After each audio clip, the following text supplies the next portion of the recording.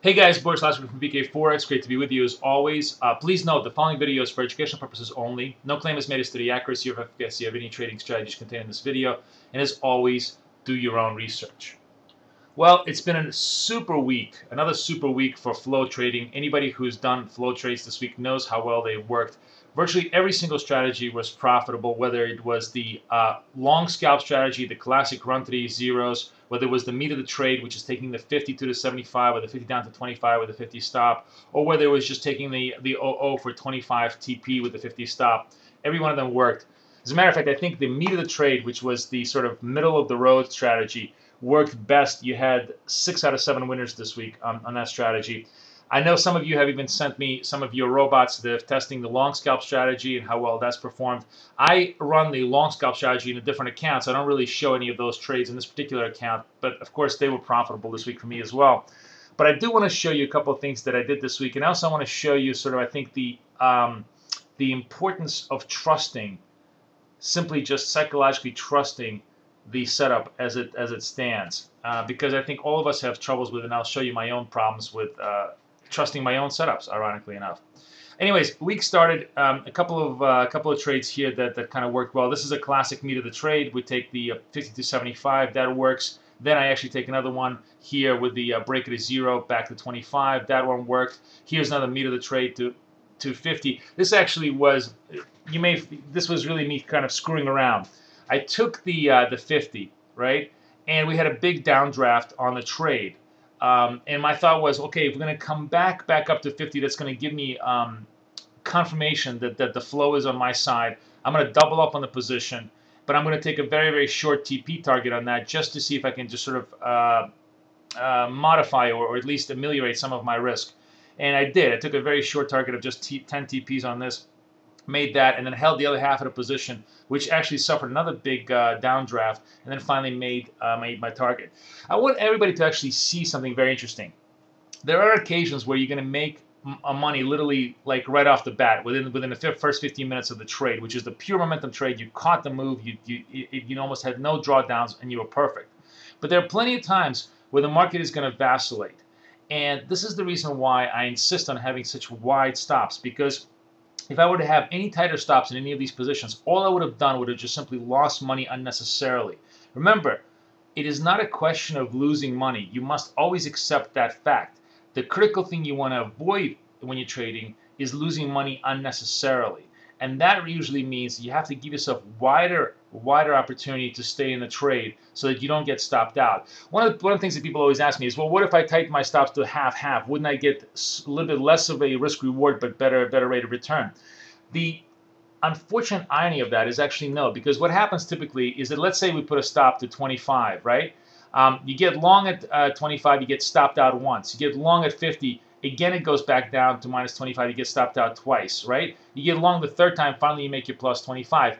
Now what happened in this particular case is that you're actually net negative 25 because you have 2 stop outs of minus 25 and only 1 positive plus 25 TP. In the way that I traded now, which is a minus 50 stop, I have actually a plus 25 net positive position. And that's the critical thing. Remember, the markets just tend to be very, very choppy. And short stops is what kills you in a chop market. Yeah, in a perfect move where you have absolutely no drawdown, short stops are great. But if you're going to get this kind of situation happens all the time. The churn will eat up your profits much more than wider stops. And that is the reason why I kind of keep my stops relatively wide. And that's a philosophical distinction that, of course, many of you may disagree with.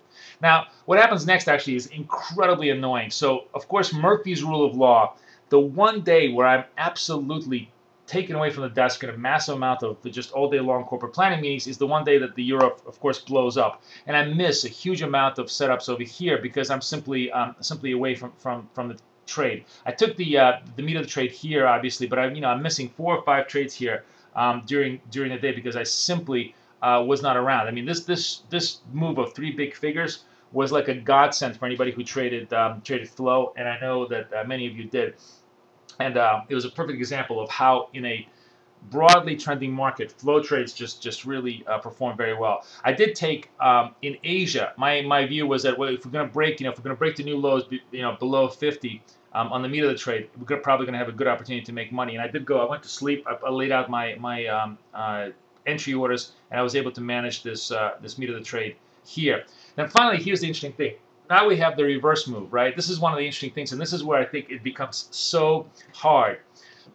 Typically when you have a big trending move, there's a thematic reason for why it's going on. And that thematic reason is actually going to have a big psychological impact on how you trade, because generally you're going to what? Absorb the news, accept the news, and pretty much stay in the mindset of the news. This was all obviously, Greece going bankrupt, Europe breaking up, end of the world trade. And frankly, nothing had really changed newsworthy based upon that situation at that time. We basically were still in a very negative position, but the price action started to change. The sentiment began to believe that, no, maybe this isn't going to be the breakup of the Eurozone just yet. Maybe there's, the risk trade comes back on. And the price action was front-running the developments that were happening in Europe, which was the meeting with Sarkozy and Merkel, and sort of the acquiescence of the Germans back towards a more compromised approach towards the rescue of Greece.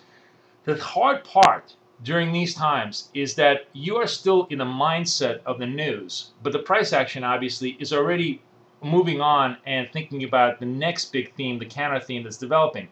And while I take the first trade here, right, which is the meat of the trade, because I'm relatively comfortable that, yeah, we're going to have a move back up, I remain very, very nervous about the status of the euro, and I find myself battling my own setup. So in this particular example, what I should have been doing is taking the 42 takeout easily, for the 00 to the 25 move. But I pass up because I'm just too scared about the potential of a euro decline. I do force myself into a 25 to 50, thinking, okay, the move here is strong enough that I really want to trust it. And of course, here's the interesting thing. When you take the 20, when I took the 25 here, immediately there was a big reversion back down to 42. Again, in this particular case, which is a non-standard setup, I put my stop at minus 50 with a 25 target, and this is what allowed me to sort of survive this initial downdraft move.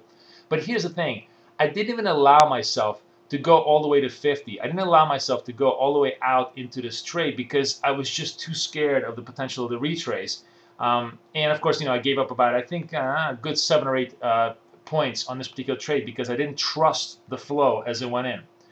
Now, similar situation here. Again, sentiment builds up. Sentiment, it really turns itself positive towards the resolution of the Greek crisis. Now, the problem here is that this is where you get very over-intellectual. You begin to think, my thought process was, I can't believe the market is so stupid as to believe that just because the Germans came on board, this thing is going to be resolved.